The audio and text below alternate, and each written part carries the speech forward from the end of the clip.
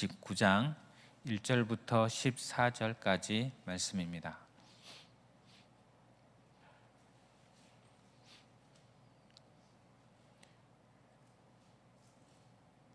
이사야 29장 1절부터 14절입니다.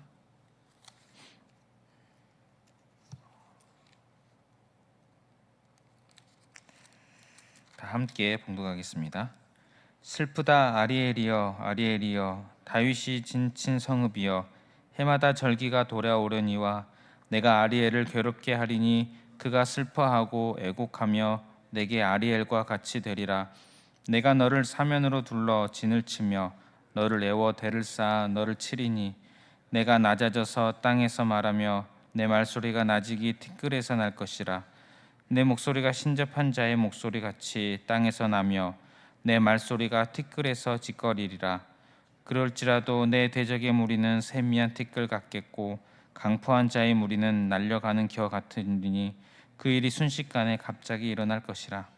만군의 여호와께서 우레와 지진과 큰 소리와 회오리 바람과 폭풍과 맹렬한 불꽃으로 그들을 징벌하실 것인즉 아리엘을 치는 열방의 무리 곧 아리엘과 그 요새를 쳐서 그를 곤고하게 하는 모든 자는 꿈같이 밤의 환상같이 되리니 줄인 자가 꿈에 먹었을지라도 깨면 그 속은 여전히 비고 목마른 자가 꿈에 마셨을지라도 깨면 곤비하며 그 속에 갈증이 있는 것 같이 시온산을 치는 열방의 무리가 그와 같으리라. 너희는 놀라고 놀라라. 너희는 맹인이 되고 맹인이 되라. 그들의 취함이 포도주로 말미암음이 아니며 그들의 비틀거림이 독주로 말미암음이 아니니라. 대저 여호와께서 깊이 잠들게 하는 영을 너희에게 부어주사 너희의 눈을 감기셨음이니 그가 선지자들과 너희의 지도자인 선견자들을 덮으셨음이라.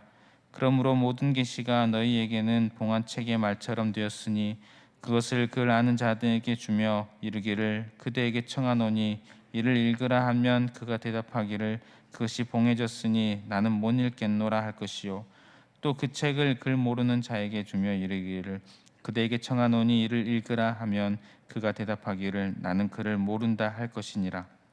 께서 이르시되 이 백성이 입술로는 나를 가까이하며 입술로는 나를 공경하나 그들의 마음은 내게서 멀리 떠났나니 그들이 나를 경외함은 사람의 계명으로 가르침을 받았을 뿐이라.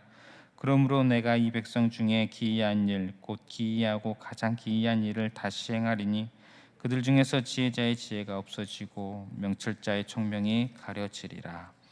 아멘.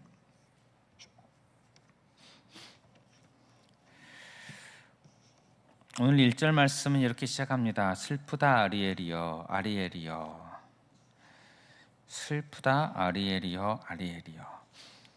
오늘 말씀은 아리엘을 향한 슬픔이 담긴 심판의 그런 말씀입니다. 아리엘은 예루살렘을 부르는 좀 특별한 표현입니다. 원래 제단을 의미하는 그런 독특한 용어로 이해가 되는 그런 단어인데 그것이 제단이 있는 이스라엘에게 있어서 제단이 있는 곳 하면 예루살렘이기에 예루살렘을 부르는 그런 표현으로 사용되고 있는 것으로 이해가 됩니다. 하나님께서 아리엘을 향해 즉 예루살렘을 향해 슬프다 하시며 심판을 이야기하시는 말씀이 오늘 말씀입니다. 하나님은 선포하십니다. 2절에 보면 내가 아리엘을 괴롭게 하리니 하나님께서 아리엘을 예루살렘을 괴롭게 하신다. 그가 슬퍼하고 애곡하며 내게 아리엘과 같이 되리라. 슬퍼하고 애곡하게 될 것이다. 그리고 아리엘과 같이 되리라. 아리엘이 아리엘과 같이 되리라. 특별한 좀 특이한 표현인 것 같습니다. 아리엘이 원래 그 단어만 생각한다면 제단으로 사용되는 그런 독특한 용어라고 말씀드렸는데 아리엘이 예루살렘이 제단같이 되리라. 제단에서 무슨 일이 일어납니까? 날마다 짐승을 죽이고 피를 흘리는 장소입니다. 그와 같은 살육의 피가 넘쳐 흐르게 될 것을 표현하는 그런 표현으로 보입니다. 또 3절에 보면 내가 너를 사면으로 둘러 진을 치며 너를 애워 대를 쌓아 너를 치리니, 예루살렘이 사면으로 둘러서 대적이 와서 진을 치고 그들을 무너뜨리려고 하는 그런 장면 우리가 상상할 수 있을 것입니다. 또 4절에 보면 내가 낮아져서 땅에서 말하며 내 말소리가 낮이기 티끌에서 날 것이라. 내 목소리가 신접한 자의 목소리같이 땅에서 나며 내 말소리가 티끌에서 짖거리리라. 낮아집니다. 낮아지고 낮아집니다. 그곳은 어떤 곳입니까? 1절에 보면 아리엘을 향해서 다윗이 진친 성읍이라고 표현합니다. 다윗이 진친 성읍입니다. 이스라엘에게 있어서 다윗은 어떤 존재인지 잘 아실 것입니다.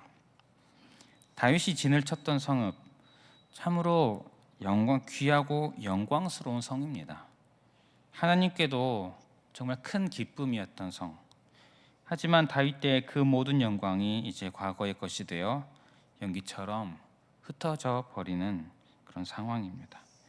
다윗을 그토록 사랑하시고 흡족해 하셨던 하나님께서 지금 이렇게까지 하십니다. 이스라엘 백성들 입장에서도 다윗을 참 자랑스럽게 여기지 않습니까? 하지만 그들의 그 높은 마음을 주님께서 낮추시고 땅까지 티끌까지 낮추신다고 말씀을 하고 있습니다. 이스라엘이 어떤 모습을 가지고 있기에 이러한 슬픔의 심판의 말씀을 주실까요? 당시 이스라엘은 하나님의 말씀 앞에서 참 영적으로 어두웠습니다. 9절에 보면 너희는 놀라고 놀라라, 너희는 맹인이 되고 맹인이 되라. 그들이 하나님 앞에서 영적으로 깨어 있는데 이제 맹인이 되어라가 아니라 그들이 하나님 앞에서 맹인이 되어 있는 그런 모습을 강조하며 이렇게 표현하고 있습니다. 하나님의 말씀 앞에서 그들은 맹인인 상태입니다. 그래서 11절에 보면 그러므로 모든 계시가 너희에게는 봉한 책의 말처럼 되었으니, 하나님의 말씀이 마치 봉한 책처럼 그들에게 읽히지가 않습니다. 이해가 되지 않고 보아지지가 않습니다. 영적으로 완전히 어두워져 버린 상태입니다.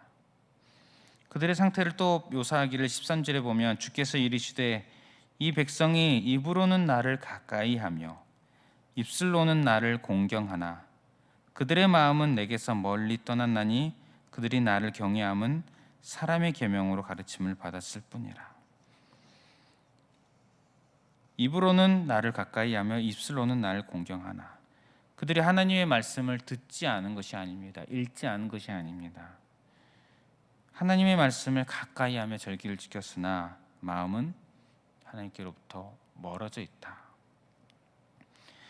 13절 이 말씀은 예수님께서 마가복음에서 인용하신 말씀입니다. 예수님은 바리새인들의 외식하는 모습을 지적하실 때에 이 말씀을 인용하셨습니다. 마가복음 7장에 보면 이르시되 이사야가 너희 외식하는 자에 대하여 잘 예언하였도다. 기록하였으되 이 백성이 입술로는 나를 공경하되 마음은 내게서 멀도다. 사람의 계명으로 교훈을 삼아 가르치니 나를 헛되이 경배하는도다 하였느니라. 나를 헛되이 경배하는도다 하였다고 말씀합니다. 하나님을 섬기는 그 열심이 대단했던 바리새인 아닙니까? 그들의 겉으로 보이는 모습은 하나님을 정말 사랑하는 모습이었고 그들의 입술에는 하나님을 향한 그런 고백과 사랑이 가득하였을 텐데 정작 그들의 마음은 하나님을 사랑하는 것과는 참 거리가 멀었다는 것을 우리가 잘 알고 있습니다. 오늘 말씀에 슬프다 아리엘이여, 슬프다 아리엘이여. 아리엘이 제단이라는 그런 원래 의미라고 말씀드렸는데 그런 의미를 사용해서 예루살렘을 가리킨다고 말씀을 드렸는데 1절 후반부에 보면 해마다 절기가 돌아옵니다. 해마다 절기가 돌아오면 제단에서는 무엇을 합니까? 제사를 드리겠죠. 하지만 하나님께서 심판을 선언합니다. 이스라엘이 계속해서 제사를 드립니다. 정말 하나님을 열심히 섬겼습니다. 이 시대에도. 그러나 하나님께서 심판을 선언합니다. 이것은 그들이 하나님께 제사를 드리고 하나님께 영광을 올려드린 그것들을 하나님께서 기뻐하지 않으신다는 것이죠. 우리가 이사야 말씀을 계속해서 보고 있는데 무엇을 봅니까? 당시 이스라엘 백성들이 참 악하였습니다. 하나님 앞에 죄를 많이 지었습니다. 하나님 앞에서 참 죄가 많은 그런 삶을 살아감에도 불구하고 정작 그들은 의무를 다했다고 생각하였을 것입니다. 제사를 열심히 드렸습니다. 제단 중심의 삶을 실제로 살았습니다. 그들이 그 제단 중심의 삶을 사는 한, 그들이 열심히 절기를 지키고 제사를 드리는 한, 하나님께서 자신들을 도우시리라 이런 생각을 가졌을 것입니다. 하지만 오늘 말씀의 하나님은 그런 그들의 생각을 완전히 뒤집어 버리십니다. 삶에서는 죄가 가득하고 또 죄가 가득한데 우리가 이만큼 제사를 드렸으니 하나님의 율법들을 충분히 지켰으니 하나님께서 우리에게 복을 주실 것이다. 우리와 우리 자손에게 복을 주실 것이다. 마치 이 절기를 지키는 것을, 제사를 드리는 것을 부적처럼 여기고 있지 않습니까? 그러하기에 이렇게 절기를 잘 지키면서 동시에 그들이 하는 행위가 강대국을 의지합니다. 이사야 말씀을 계속 보면서 우리가 듣는 말씀이 하나님을 의지하라, 다른 나라들을 의지하지 말라이지만 이스라엘은 계속해서 다른 나라 강대국을 의지합니다. 하나님을 섬기면서 열심히 예배를 드리면서 동시에 하나님께서 의지하지 말라고 하는 강대국을 의지합니다. 하나님께서는 그들의 그 마음을 다 알고 계십니다. 하나님은 중심을 보는 분이십니다. 그 마음을 다 알고 계신다는 것입니다. 오늘 이 말씀을 보면서 우리의 예배를 생각해 보게 됩니다. 우리의 예배를 보시며 하나님은 무엇라 말씀하실까요? 슬프다 하실까요? 아니면 네가 참으로 나를 사랑하는구나 이렇게 하실까요? 오늘 이 말씀을 보면서 나의 마음을 다시 한번 살펴보았으면 좋겠습니다. 나에게 바리새인과 같은 마음은 있지는 않은지, 이사야 시대의 이 아리엘 이런 모습이 있지는 않는지 살펴보았으면 좋겠습니다. 하나님께서 이스라엘을 사랑하십니다. 사랑하시기에 하나님은 그들에게 또한 사랑을 원하십니다. 하나님께서 이스라엘 백성들에게 원하시는 것은 하나님을 사랑하는 것입니다. 그렇기 때문에 죄를 계속 지적하시는 것입니다. 죄에서 돌이키라. 죄에서 돌이키는 것은 하나님을 더욱 사랑하라는 것입니다. 하나님께서 저와 여러분들을 사랑하시는 줄 믿습니다. 하나님은 우리에게도 하나님을 사랑하는 것을 원하시는 줄 믿습니다. 저와 여러분들의 예배가, 저와 여러분들의 기도가, 저와 여러분들의 섬김이 정말 하나님을 사랑하는 그 중심에서 나오고 있는지 우리가 살펴보았으면 좋겠습니다. 저와 여러분들의 예배가, 섬김이 하나님을 더욱더 사랑하는 자리로 이끌어가고 있는지 한번 생각해 보았으면 좋겠습니다. 혹시 우리의 모든 것들이, 신앙생활이 하나님을 내가 더 사랑하는 자리로 이끌어가지 않는다면 무언가 나의 중심에 문제가 있는 것이 아닐까 한번 살펴볼 필요가 있지 않을까 생각이 듭니다. 성도 여러분, 말씀 마무리하겠습니다. 하나님을 더욱더 사랑하였으면 좋겠습니다. 주님께서 우리에게 원하시는 것은 다른 것이 아닙니다. 사랑입니다. 다 주께 맡기고 사랑하는 것.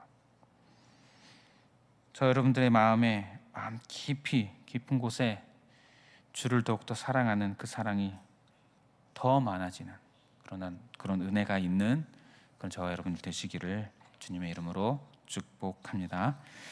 말씀을 기억하시면서 기도하실 때에 우리 하나님을 더욱더 마음 깊이 사랑하게 하여 주시옵소서, 이렇게 기도했으면 좋겠습니다. 또한 나의 마음을 다시 한번 더 깊이 들여다보시고 살펴보시고 그것을 통해서 주를 더욱더 사랑하게 되는 그런 기도의 시간이 되기를 축복합니다. 그렇게 기도했으면 좋겠습니다. 또한 주어진 기도 제목들을 가지고 기도하시고 개인의 기도 제목으로 기도하겠습니다. 함께 기도하겠습니다.